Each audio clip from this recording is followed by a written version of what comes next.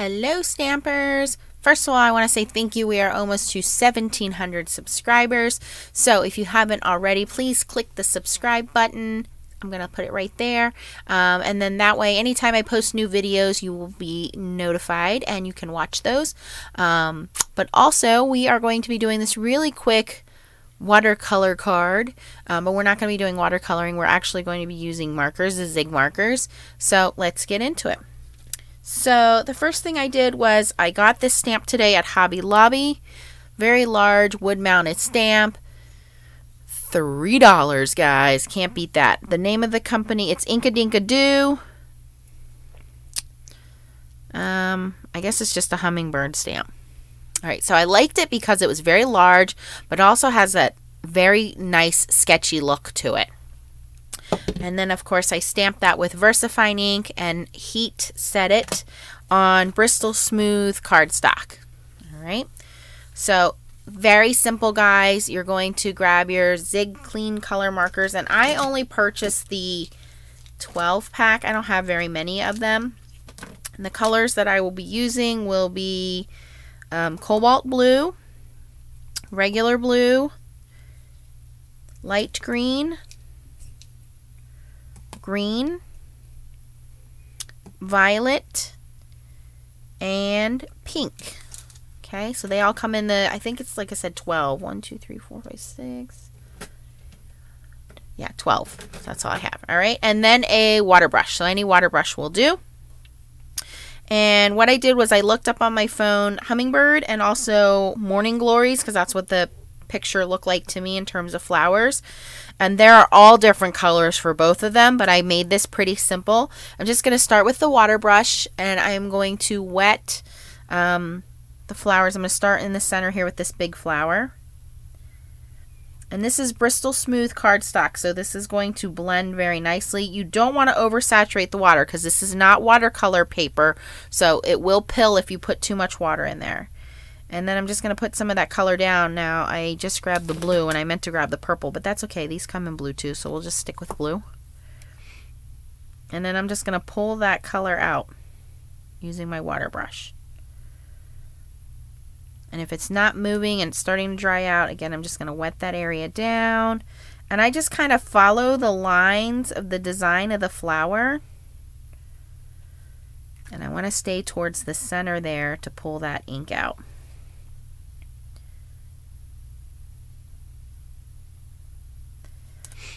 Okay, and we're going to do down the base here, just following the line that the artist already drew for us.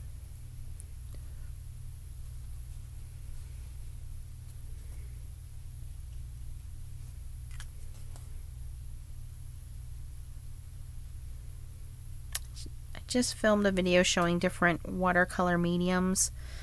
What I like to use them for. I did it on watercolor paper, and I said that I don't think that the Zig clean color brushes lend themselves very well on watercolor paper. I prefer to use Bristol Smooth. So here you guys can see why. Here I'm just laying the color down and spreading it out. And again, if I don't think that it moves enough, then I'll go and wet the area and then move it.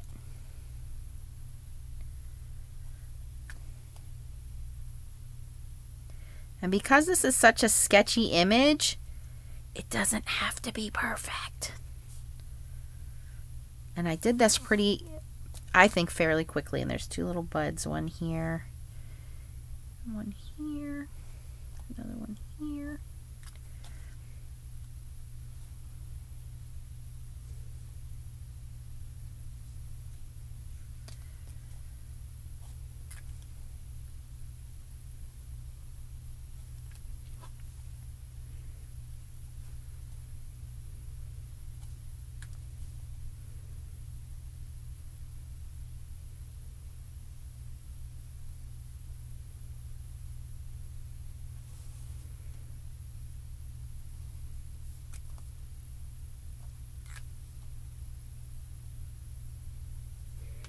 Alright, I think that's enough for the flowers, so let's do the greenery. I'm going to go in with the light color first and just basically color in the leaves. Anywhere where I think there should be a little green. Just lay down some color. And you'll see that I'm not being very careful. I'm just slopping the color down. And then I'm going to take the dark green, and anywhere where I think it would be darker, like at the base or in the middle. Oops, I missed that one. Back with the light green.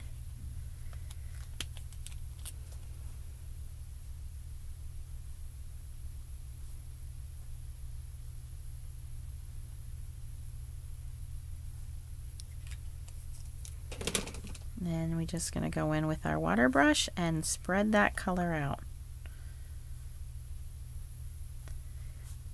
This is where stamping really makes me feel like an artist, and all I'm doing here, guys, is coloring. I'm not doing anything artsy at all. I'm just coloring an image that somebody else already made, and all I did was stamp it out. So there you can see, like, our flowers are pretty much done. So the next part would be our hummingbird, and I used a couple different colors for him. And I think for him what I did was just put the color down right away.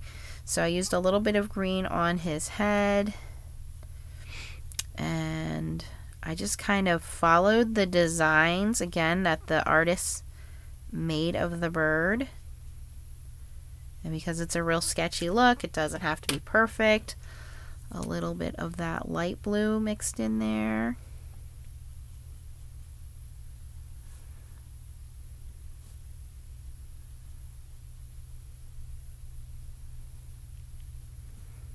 Okay, and then I took a little bit of the darker blue, and again, just anywhere I thought it would be shadowed. It's going to be darker down here. I put the dark blue, just kind of tracing where the artist put those colors. And I'm going to take my water brush, and because I'm using very similar colors with these cool colors, the blues and the greens, they blend pretty nicely.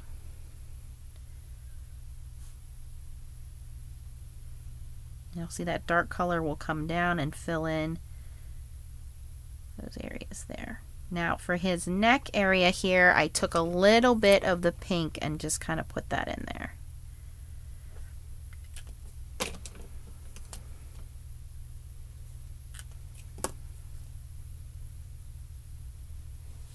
And any place that you think it needs a little bit more, just go in with one of your colors and touch it up a little.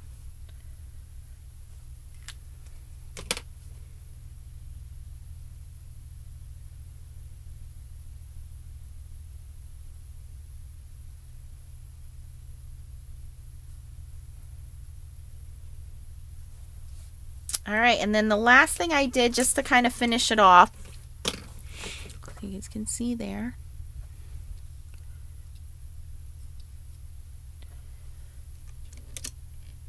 I'm having an issue with my lighting lately, and the camera's just not picking it up as well.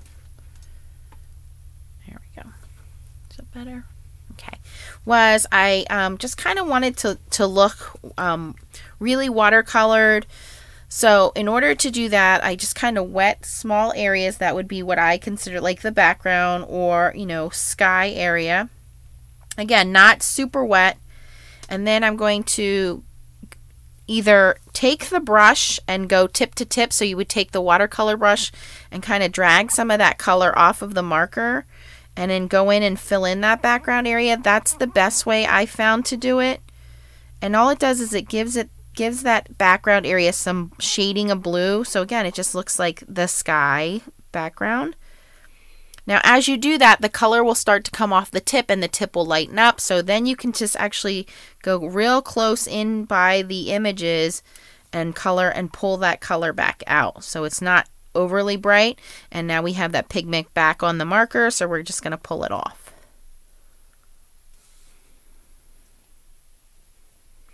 And then once the pigment's out of the marker, we go back to the paper and drag it out.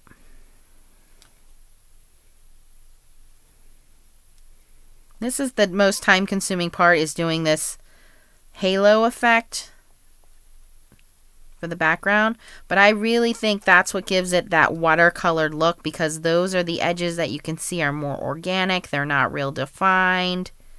And that's where it gives it more of that artist quality, where it looks like you kind of painted this instead of coloring in a stamp, because they have those, the background fill-in color there.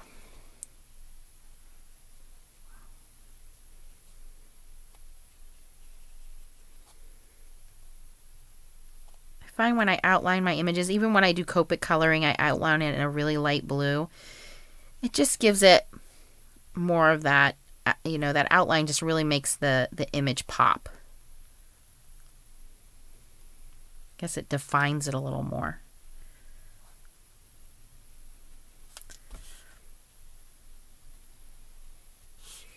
And this is a really simple image to color. I didn't really use that many colors, but it really looks like I spent a lot of time coloring it in. And this is so versatile of an image. You can use it for birthday, you can use it for hello, thank you, you know, spring's coming up.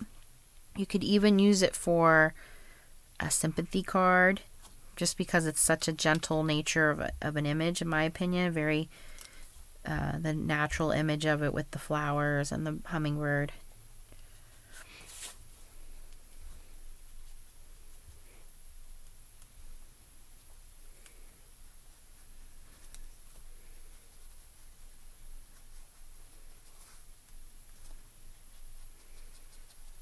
All right, so there we go. So I would even go a little bit around the bird, but I didn't want it. And then all I did was I cut it out with a frame die from Mama Elephant, a stitch frame die.